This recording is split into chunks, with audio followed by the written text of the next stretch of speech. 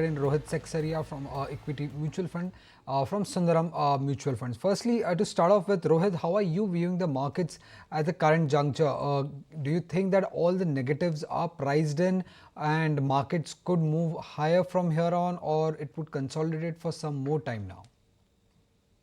Uh, Thanks for inviting me to your show. Let's start with first the longer term picture.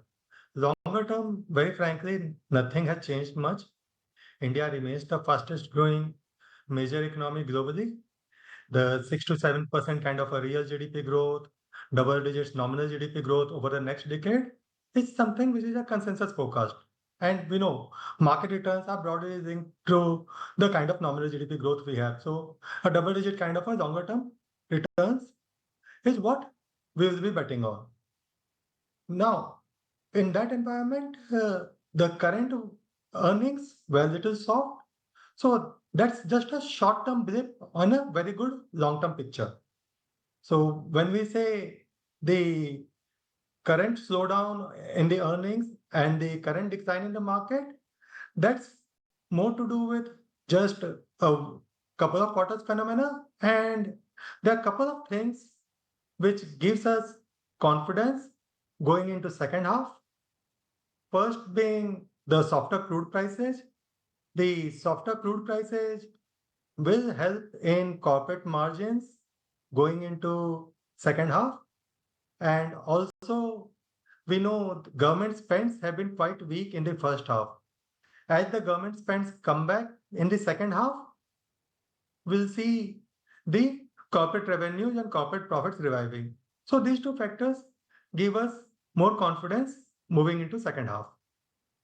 Afternoon, Rohit. This is Sharas joining in the conversation. You did speak about what actually gives you a faith or a hope that we will have a better H2 compared to H1 for FY25. But let's not forget the fact that when we are also entering a brand new year, that's calendar year, you also have the Trump administration that will take over.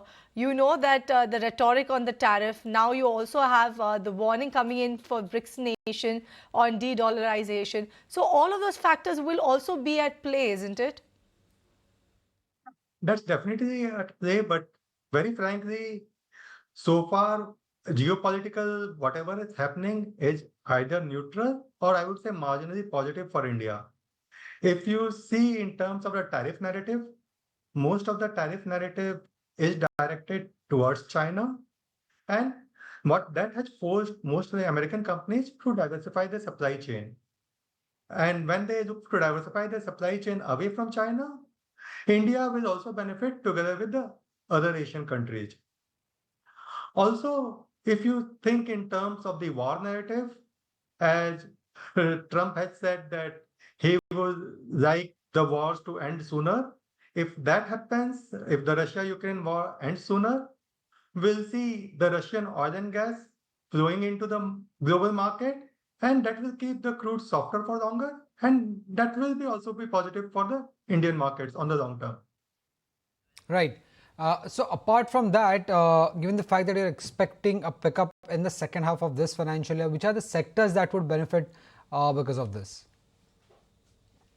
These sectors, when we are betting more from the longer term perspective.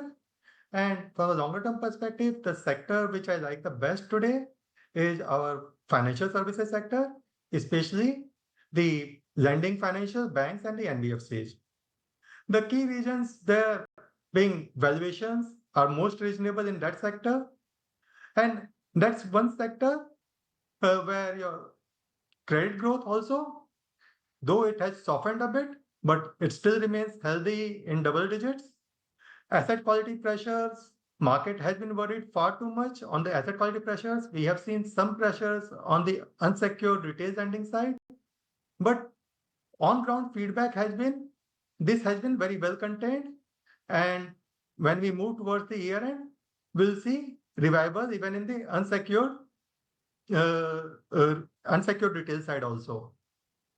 So given that kind of a backdrop where we have good asset quality, decent valuations, and a decent growth, we like financial services sector the most.